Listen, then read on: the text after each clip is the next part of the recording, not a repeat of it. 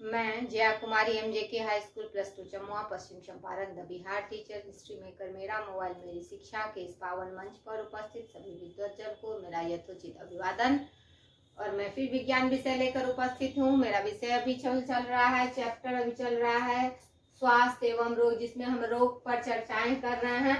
और रोग में बहुत सारे रोगों के बारे में हमारी चर्चाएं हुई है, जैसे तीव्र रोग, चिरकालिक रोग, आनुवांशिकी रोग, हार्मोन की गड़बड़ी से होने वाले रोग, संक्रामक रोग, असंक्रामक रोग, संचारित रोग। तो तीव्र रोग ऐसे रोग जो अचानक से उत्पन्न होते हैं लेकिन कम समय के लिए होते हैं, प्रभाव तीक्ष्ण रहता है, जैसे सर्दी, मलेरिया, हैजा। चिरकालिक रोग लंबे समय तक बधे रहते हैं, दमा, गठिया, टीबी। आनुवांशिक रोग जो होते हैं मुख्यतः दो प्रकार के कारकों के द्वारा होते हैं, एक आंतरिक कारक, एक बाह्य कारक। आंतरिक कारकों के द्वारा जो रोग होते हैं वो दो प्रकार से होते हैं। ये तो एक तो आनुवांशिक रोग होंगे और दूसरा हार्मोन की गड़बड़ी से होने वाले रोग होंगे। तो आनुवांशिकी रोग वे रोग होते हैं जो अपने पूर्वजों से प्राप्त होते हैं, जैसे को हीमोफिलिया।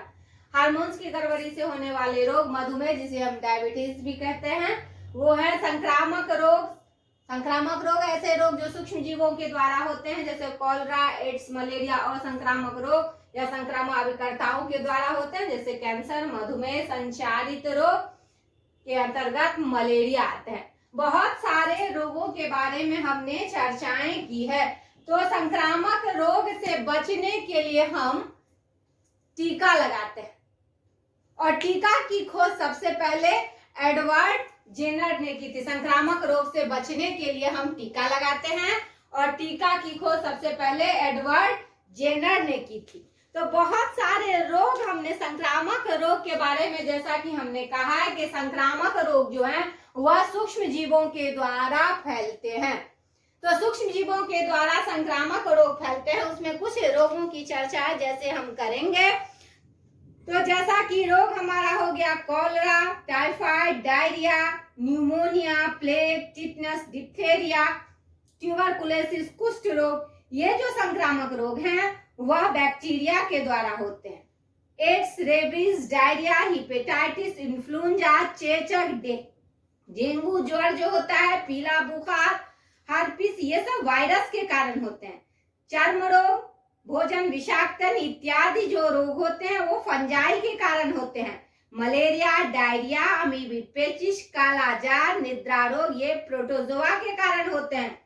फलेरिया, टीनियसिस, हाथी रोग, ये कृमि के कारण होते हैं। तो इन रोगों से बचने के लिए हम टीका का उपयोग करते हैं, यानी कि टीका का उपयोग इसलिए करते हैं ताकि इन संक्रामक रोगों से हम बच सकें। और टीका की खोज सबसे पहले एडवर्ड जेनर ने की थी 1795 ईस्वी में।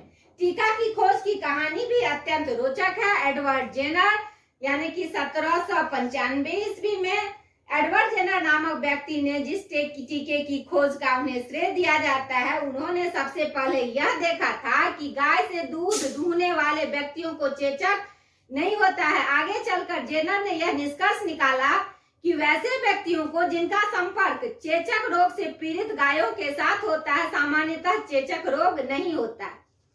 उन्होंने इसी अवलोकन के आधार पर सबसे पहले मनुष्यों के लिए भी चेचक के टीके का विकास गाय के चेचक से ही हुआ। आगे चलकर इसी तरह के कई रोग के सुरक्षा के लिए विभिन्न तरीकों से टीका विकसित किए गए। टीका को शरीर में भीतर प्रवेश कराने की विधि को हम टीकाकरण कहते हैं।